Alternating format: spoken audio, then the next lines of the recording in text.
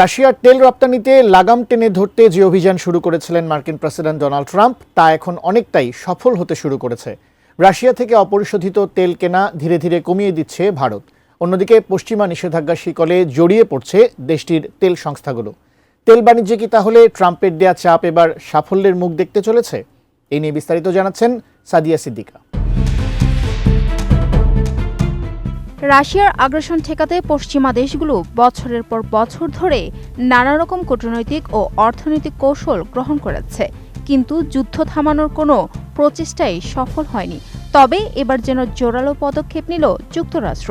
ইতোমধ্যেই মার্কিন president Donald Trump রাশিয়ার তেল রপ্তানিতে লাগাম টানতে যে বৈশ্বিক চাপ তৈরি করেছেন তার প্রভাব এখন চোখে পড়ছে দক্ষিণ এশিয়ায়, বিশেষ করে ভারতে।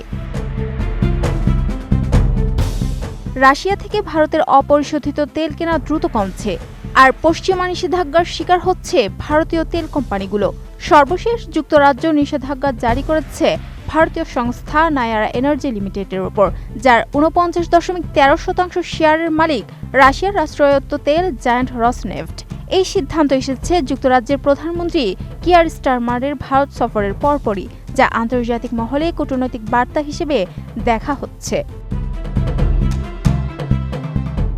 এর আগে ইউরোপীয় ইউনিয়ন নায়ারাকে কালো তালিকাভুক্ত করেছিল। শুধু তাই নয়, ব্রিটেন একযোগে 44টি শ্যাডো ফ্লিট ট্যাঙ্কার সংস্থাকে নিষিদ্ধ করেছে, যারা গোপনে রাশিয়া ও ইরানের তেল রপ্তানিতে যুক্ত বলে অভিযোগ উঠেছে। তবে ভারত এখনও নিজ অবস্থানে অনড়। পররাষ্ট্র মন্ত্রণালয়ের মুখপাত্র রণধীর জসওয়াল বলেছেন, জ্বালানির প্রশ্নে কোনো ডাবল স্ট্যান্ডার্ড নয়। RICL TMX, যুগের পর যুগ স্থাপনা থাকে মজবুত। তার ভাষায়, নাগরিকদের মৌলিক চাহিদা পূরণ ও জ্বালানি নিরাপত্তা নিশ্চিত করা সরকারের দায়িত্ব। বাজার ও অর্থনীতির বাস্তবতা বিচার করেই ভারত সিদ্ধান্ত নেয়, কোনো একতরফা নিষেধাজ্ঞার চাপে নয়। ট্রাম্পের অভিযোগ, ভারত যুদ্ধের সুযোগে রাশিয়া থেকে সস্তায় তেল কিনে তা শোধন করে ইউরোপ সহ বিশ্ববাজারে বিক্রি করছে আর বিপুল মুনাফা অর্জন করছে। ট্রাম্প সম্প্রতি ঘোষণা দিয়েছেন, ভারত রাশিয়ার তেল কেনা বন্ধ করার পর এবার চীনকেও সেই পথে হাঁটতে বাধ্য করবে। তবে তিনি এটাও বলেছেন, যুদ্ধ শেষ হলে ভারত চাইলে আগের অবস্থায় ফিরে যেতে পারবে। এ নিয়ে পররাষ্ট্র মুখপাত্র জয়সওয়াল অবশ্য বলেছেন, ট্রাম্প ও মোদির মধ্যে সাম্প্রতিক কোনো কথা হয়নি। হোয়াইট হাউস জানিয়েছে, ভারতীয় শোধনাগারগুলো ইতোমধ্যেই রাশিয়া থেকে তেল আমদানি অর্ধেকে নামিয়ে এনেছে, যার প্রভাব ডিসেম্বর থেকে স্পষ্ট হবে।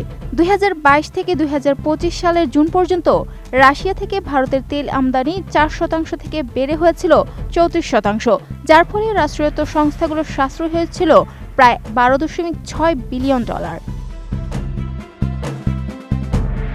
Sadia Siddika, ATN news.